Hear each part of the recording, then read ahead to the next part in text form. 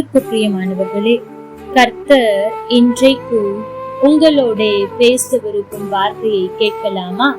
எரேமியா 48 அதிகாரம் 11 மோவாப் தன் சிறு வயது முதல் சுகமாய் வாழ்ந்தது. அது ஒரு பாத்திரத்திலிருந்து மறு பாத்திரத்தில் வார்க்கப்படாமலும் அதன் வண்டல்களின் மேல் அசையாமலும் இருந்தது. தேவ ஜனமே திராட்சை ரசத்தை புரிந்து ஒரு பாத்திரத்தில் ஊற்றி வைக்கிறார்கள்.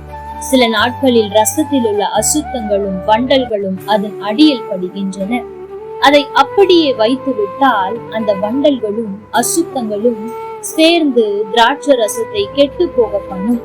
எனவே அவை ஒரு பாத்திரத்திலிருந்து அடுத்த பாத்திரத்திற்கு வார்ப்பார்கள். இப்படி பல பாத்திரங்களுக்கு மாற்றப்பட்ட பின்புதான் திராட்சை ரசம் தூய்மையுள்ளதாக சிறந்து விளங்கும்.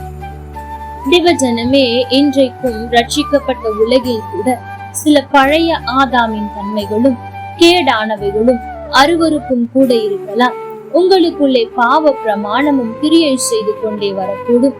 நீங்கள் உங்களுடைய ரட்சிப்பின் அனுபவத்திலேயே நின்று விடாமல் பரிசுத்த ஆவியின் அபிஷேகம், தேவ பிள்ளைகளின் ஐக்கியம், சுத்திகரித்தல், வேறுபாடு, தெய்வீக சுகம் என்று பரிசுத்தமாக்குதலை நோக்கி ஒரு பாத்திரத்திலிருந்து மறு பாத்திரத்திற்கு வார்க்கப்பட்டு முன்னேறி கொண்டே செல்ல வேண்டும். இப்பொழுது நீங்கள் மண் பாண்டமாகிய சரீரத்தில் வாழ்கிறீர்கள். ஒரு நாள் இந்த மண் பாண்டத்திலிருந்து உங்கள் ஜீவன் மகிமையின் பாத்திரத்திற்குள் பிரவேசிக்க வேண்டும். அந்த நாளில் கிறிஸ்துவின் சாயலை அணிந்து கொள்ள இப்பொழுதே உங்களை ஆயத்தமாக்குங்கள். தேவ ஜனமே, இன்றைக்கு நாம் தியானித்ததை போல அநேக நேரத்தில் ரட்சிக்கப்பட்ட அனுபவத்தோடு நாம் நின்று விடுகிறோம். அது சரியானது அல்ல. ரட்சிக்கப்பட்ட நாளில் இருந்து நாம் நாளுக்கு நாள் ஆண்டவருக்கான காரியத்தில் வளர்ந்து கொண்டிருக்கிறோமா என்பதை ஒவ்வொரு நாளும் பார்க்க வேண்டும். அப்படி நாளுக்கு நாள் வளருகிறவர்களாய் நாம் இருப்போம் என்றால் நாம் ஒரு பாத்திரத்திலிருந்து மறு பாத்திரத்திற்கு மாற்றப்பட்டு கொண்டே வருகிறோம். ஒரு நாள் முழுமையாய் தூய்மையாவோம், அதிகமாய் சுத்தமாவோம் என்பதில் சந்தேகம் இல்லை. அப்படி நாம் தூய்மை ஆகும் போது, சுத்தம் ஆகும் போது, பரிசுத்தம் ஆகும் போது சிறந்து விளங்குவது நிச்சயம்.